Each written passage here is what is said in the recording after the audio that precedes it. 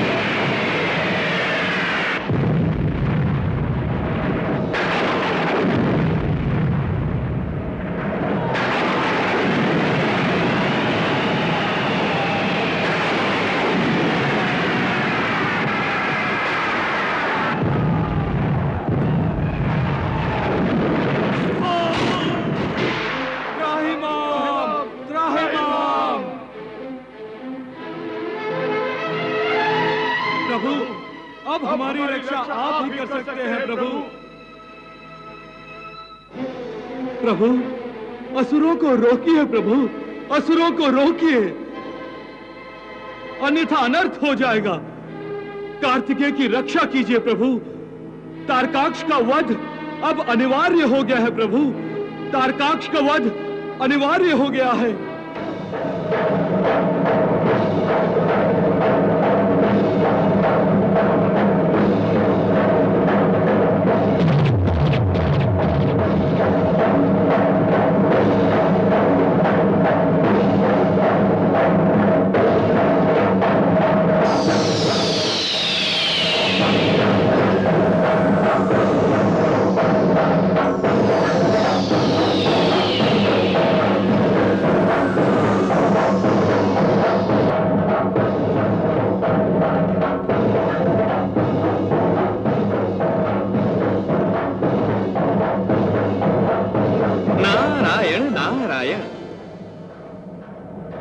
देवेंद्र, अभी आपके मुखमंडल पे चिंता की रेखाएं। नारायण नारायण। देवर्षि, जब तक भगवान शिव शंकर त्रिपुर ध्वस्त नहीं करेंगे तब तक हम चिंता की चिता में जलते रहेंगे। देवेंद्र, अब चिंता की समाप्ति अर्थात तारकाक्ष की मृत्यु का समय आ गया है। वो देखिए, भगवान भोलेनाथ स्वयं महाकाल का रूप धरकर तारकाक्ष के पास जा रहे हैं।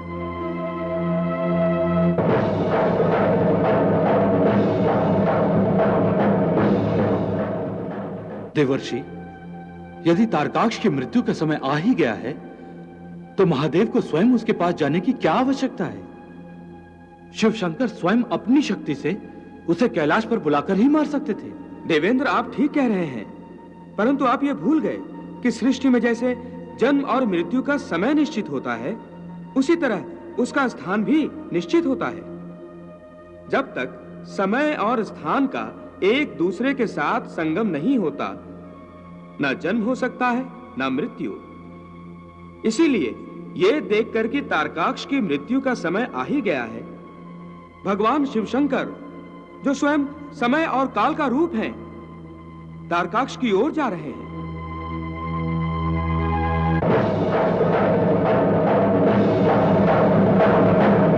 देवर्षि, समय का माप तो एक एक क्षण के साथ होता रहता है, परंतु इतने विराट अंतरिक्ष में किसी विशेष स्थान को कैसे पहचाना जा सकता है? हे अग्निदेव, यह सारा अंतरिक्ष अथवा आकाश एक स्थान ही तो है। इसे परमपिता ब्रह्मा ने 12 हिस्सों में बांट रखा है। इन 12 हिस्सों को हम राशियों के नाम से जानते हैं, जैसे मेष, वृषभ, कन्या, सिंह, कर्क आदि। काल स्वरूप भगवान शिव शंकर किस प्रकार विनाश का तांडव करते हुए 12 की 12 राशियों पर एक एक करके अपने चरण रखते हुए तारकाक्ष की ओर बढ़ रहे हैं, ताकि तारकाक्ष को किसी भी स्थान से भागकर बचने का अवसर न मिले और जिस निश्चित स्थान अर्थात निश्चित राशि में उसकी मृत्यु लिखी है, उसी राशि में उनके चरण पड़ते ही उसकी मृत्यु का क्षण आ जाए। अब उनका तांडव देखो और उस महान असुर के विनाश की लीला देखो।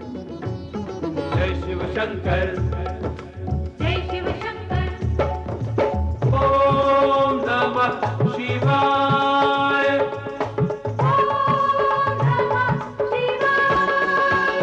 महादेव चले देवों के काम बनाने, महादेव चले देवों के काम बनाने, तो काम बनाने, कुमार को बचाने, कुमार को बचाने, तारकाक्ष को मिटाने। महादेव चले देवों के काम बनाने, महादेव चले देवों के काम बनाने।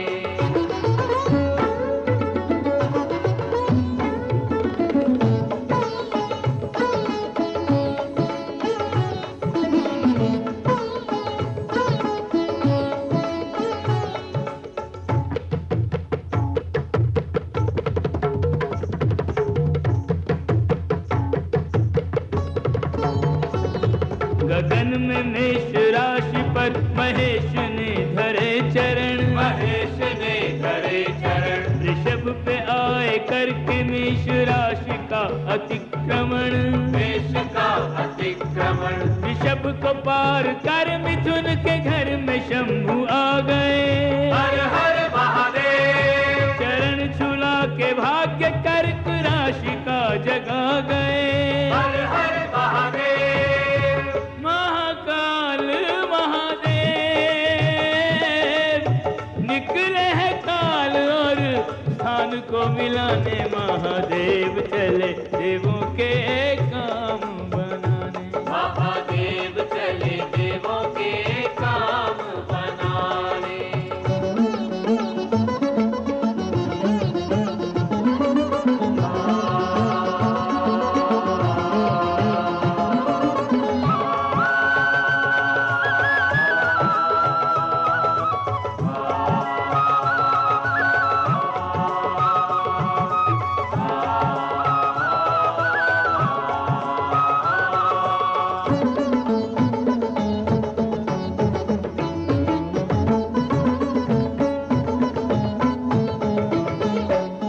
कई राशि पार कर शिव जी अब सिंह राशि पर आए। दुर्गा का वाहन देखा तो फूले नहीं समाए। दुर्गा का वाहन देखा तो फूले नहीं समाए। कन्या राशि करे अभिनंदन, नमः शिवाय, तुला राशि करती पदवंदन। नमः शिवाय, वृश्चिक धनुर्मकर और कुंभ से होकर मीन पे आ गए भगवान। वृश्चिक धनुर्मकर और कुंभ से होकर मीन पे आ गए भगवान। राशि राशि पर शंकर नाचे, नमः शिवाय, अभय चरण अभयंकर नाचे। नमः शिवाय, इंद्रादिक यह लीला देखे प्रलय नृत्य प्रलयंकर नाचे। इंद्रादिक यह लीला देखे प्रलय नृत्य प्रलयंकर नाचे।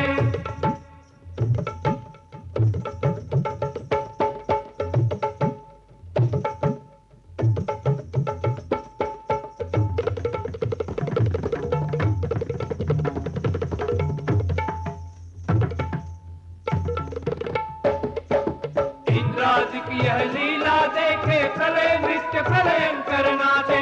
संस्कृतिकाओं के गंगा लगी शिव पे सुमन बरसाने।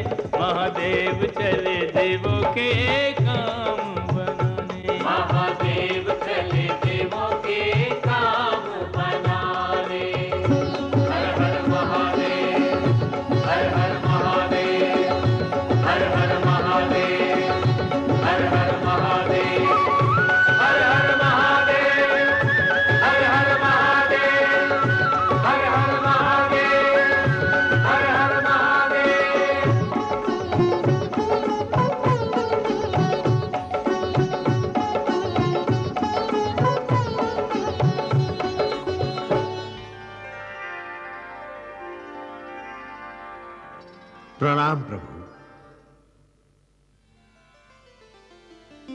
हे पशुपतिनाथ, जिस शुभ कार्य के लिए आप जा रहे हैं, मेरी शुभकामनाएं आपके साथ हैं। हे महादेव, आपके सामने तारकाक्ष, विशालाक्ष और विद्युन्माली युद्ध के लिए त्रिपुर में होंगे। आपको भी अंतरिक्ष में बिना रथ के नहीं होना चाहिए। मैं आपको एक अनुपम रथ भेंट करना चाहता हूं।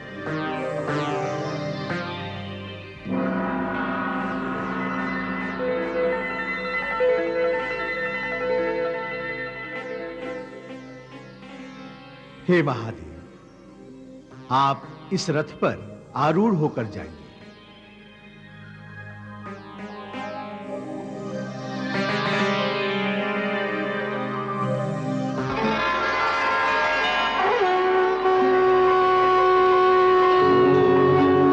प्रणाम प्रभु। प्रणाम महादेव। प्रणाम प्रभु। कल्याणमस्तु। हे महादेव, तारकाक्ष आपका भक्त है, त्रिपुर भी आप ही का दिया हुआ आशीर्वाद है, और आज अपने ही भक्त और आशीर्वाद को नष्ट करने जा रहे हैं।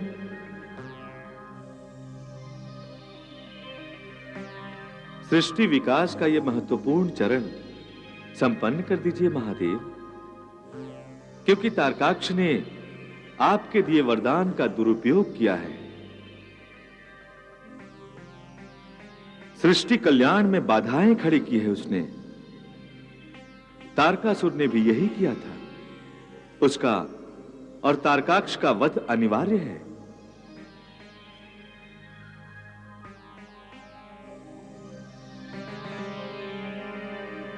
और इस कार्य को संपूर्ण करने के लिए आप मेरा ये वैष्णवी धनुष स्वीकार कीजिए।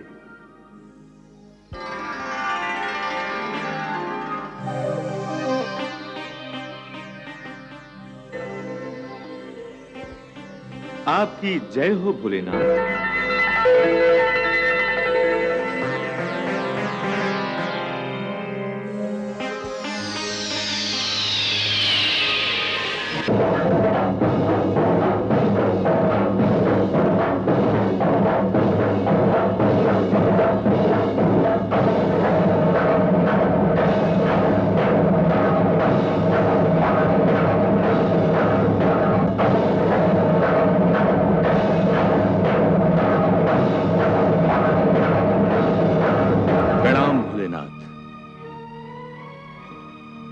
हे त्रिलोचन, हे त्रयंबक, आपके दर्शनों से मैं धन्य हो गया हूं।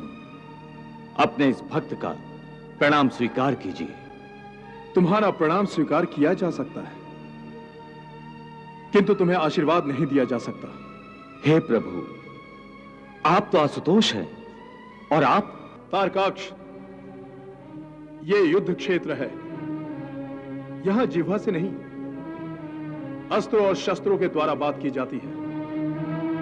युद्ध क्षेत्र में ना ही कोई इष्ट देव है, ना ही कोई भक्त, ना ही कोई पिता है, ना ही पुत्र, ना ही कोई गुरु है, ना ही कोई शिष्य।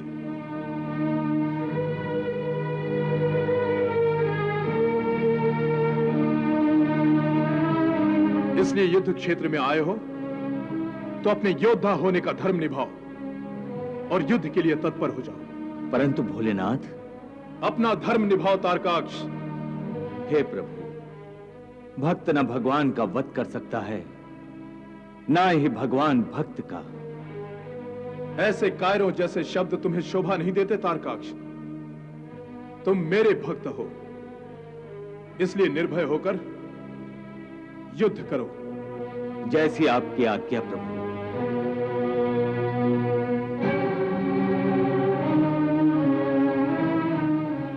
तारकासुर का पुत्र ये सोचे, कैसे कुल की आन बचाए।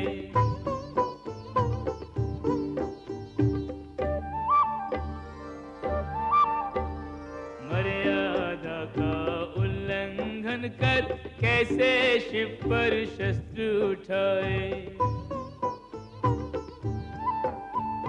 रण के लिए शिव जी ललकारे, रण के लिए शिव जी ललकारे कैसे अपना धर्म निभाए।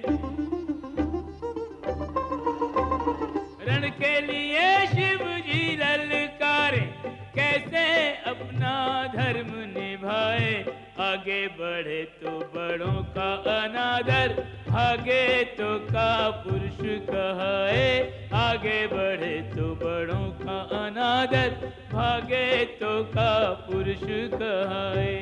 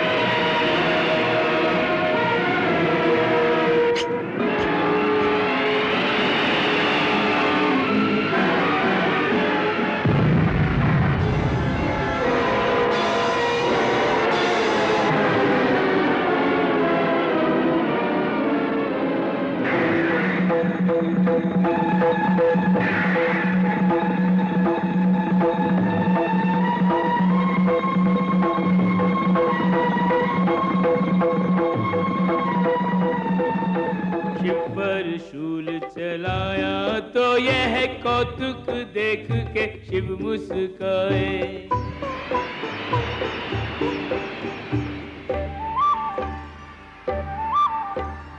बालक की चतुराई देखो, हमारा शस्त्र हम ही पे चलाए। जिन शिव जी का शस्त्र है ये, आघात उन्हें कैसे पहुंचाए। ऐसे त्रिशूल में शूल समा गया, जैसे नदी सागर में समाए। ऐसे त्रिशूल में शूल समा गया, जैसे नदी सागर में समाए।